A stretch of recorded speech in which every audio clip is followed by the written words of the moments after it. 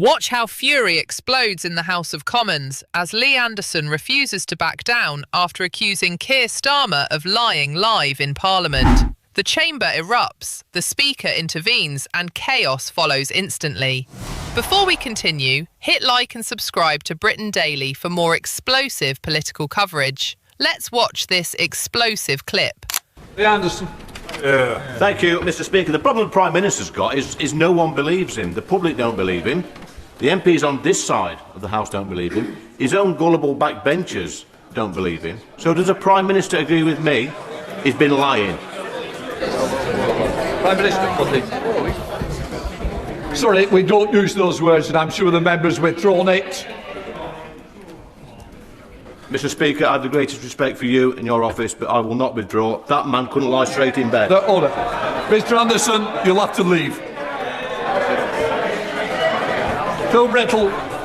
Speaker, when Sir Ollie Robbins came before the Foreign Affairs Committee on the 3rd of November last year, he was asked by my honourable friend, the member for Liverpool Walton, whether, in the context of vetting, Lord Mandelson's appointment was escalated. Citing a need to maintain the integrity of the vetting system, Sir Ollie replied, and I quote, "I certainly cannot comment on that, I'm afraid." Does the Prime Minister not find it perverse that when specifically asked by members of this Parliament about Mandelson's vetting, Sir Ollie declined to discuss the very topic we are now debating in this House? Prime Minister. Well, I've read that evidence, and it remains my strong view that the recommendation of UK SV could and should have been shared with me, and could and should have been shared with the Foreign Secretary, and thus with the Select Committee, and it should have been. Sir Andrew Mitchell. Thank you, Mr. Speaker. Further to the question raised by my right honourable friend, the member for Hartsware, Mr. Speaker, is it not pretty poor form that the Prime Minister shovels the blame for this, particularly onto Ollie Robbins, a fine and experienced civil servant who was appointed 2 days after the Prime Minister's Mandelson announcement?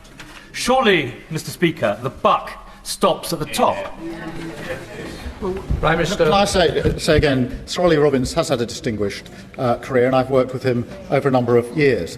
Nonetheless, he could and should have shared this crucially relevant information with me before Peter Mandelson took up his post, and he should have done at various points after that. And it was because of that that I lost confidence in him. That doesn't mean he hasn't got a distinguished career. He does have a distinguished career. Sir David, Leader of the Liberal Democrats. Thank you, Mr. Speaker. It's 2022 all over again. Back then, when he stood on this side of the House, it was Boris Johnson who was accused of misleading Parliament and scapegoating senior officials. The then Leader of the Opposition couldn't have been clearer. The public need to know, he said, that not all politicians are the same, that not all politicians put themselves above their country, and that honesty, integrity and accountability matter. So he promised change, Mr. Speaker. He promised to break the cycle and stop the chaos. And he promised a government with, and I quote, more focus on long-term strategy, not the short-term distractions that can animate Westminster. I'm afraid the fact that he even had to make the statement today shows how badly he has failed. How badly he has let down the millions of people across our country who are so desperate for change. He blames his officials. He says he had no idea. He gives every impression of a Prime Minister in office, but not in power. The facts remain, even on his own account. The Prime Minister appointed Peter Mandelson as Ambassador to the United States, even after he had been warned about his relationship with Jeffrey Epstein. The Prime Minister announced the appointment before Mandelson had been vetted, despite the clear risk to national security of putting someone unsuitable in that role. And one of his top officials, just 3 weeks into the job, clearly believed the Prime Minister wanted Mandelson to be appointed regardless of what the vetting process turned up. And the Prime Minister has relied on the vetting process to defend his decisions. So why did he ask so few questions personally about the vetting process itself? We all know the truth, Mr. Speaker. The Prime Minister knew that appointing Mandelson was an enormous risk. He decided it was a risk worth taking, a catastrophic error of judgment. And now that it's blown up in his face, The only decent thing to do is to take responsibility.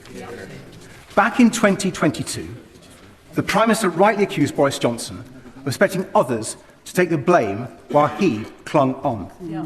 That was not acceptable then, and it's not acceptable now. So I hope the Prime Minister can at least tell the House this, and we'll be listening very carefully to his answer.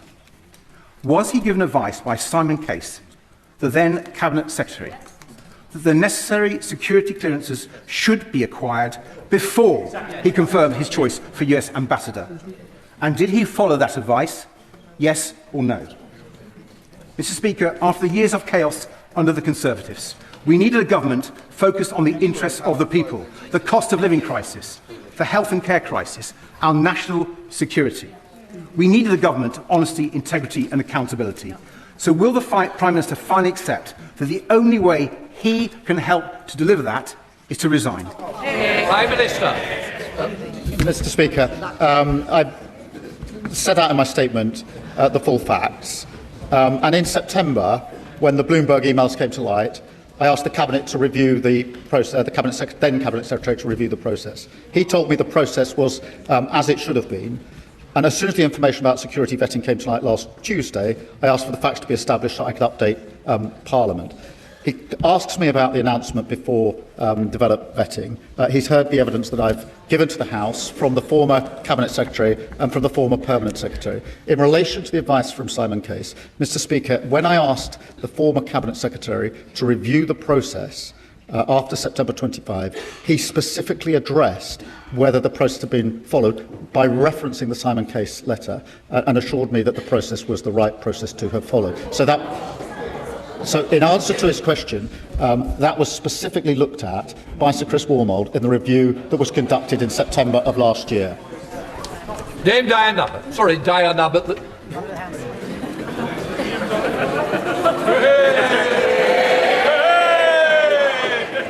The Prime Minister has gone on at considerable length about process and procedure, but ordinary people don't really care about process and procedure. They want transparency and they want to know that they can have confidence in the words of elected politicians like all of us in this chamber.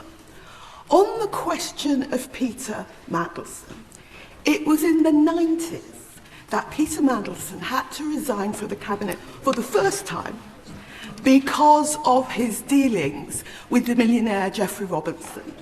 It was a few years later he had to resign from the Cabinet for the second time because of his relationships with the billionaire Hinduja family. Peter Mandelson has a history. Peter Mandelson has a history.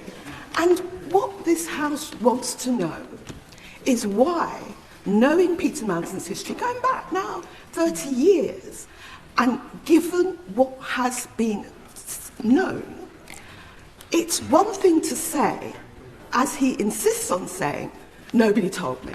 Nobody told me anything. Nobody told me. The question is, why didn't the Prime Minister ask?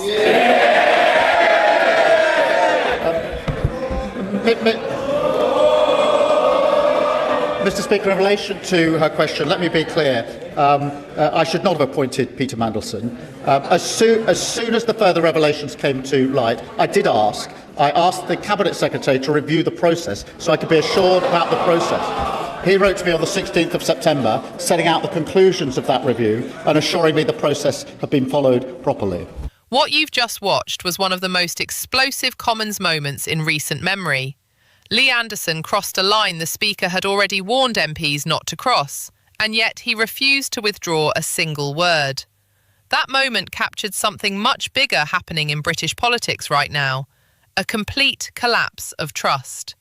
Millions of people across the country are struggling with rising bills, uncertainty, pressure at work, and concerns about the direction of the country. And when politicians stand in Parliament accusing each other of dishonesty, many ordinary voters feel their frustrations boiling over too. That's why scenes like this hit such a nerve. What made this clash even more dramatic was Anderson's refusal to back down, even after being ordered to withdraw his remarks. Instead of calming the situation, the confrontation escalated instantly, forcing the Speaker to remove him from the chamber. For supporters, it looked like someone finally saying what many voters are thinking. For critics, it was a shocking breakdown of parliamentary standards. But beyond the shouting and drama, this confrontation raises serious questions about leadership, accountability, and whether public confidence in Westminster is reaching breaking point. If MPs no longer trust one another, how can the public? And with pressure mounting on Keir Starmer from every direction, these heated Commons clashes may only get worse in the weeks ahead. If you enjoyed this coverage, make sure to like, comment and subscribe to Britain Daily for more explosive political debates, PMQs, clashes and the biggest stories shaking Westminster.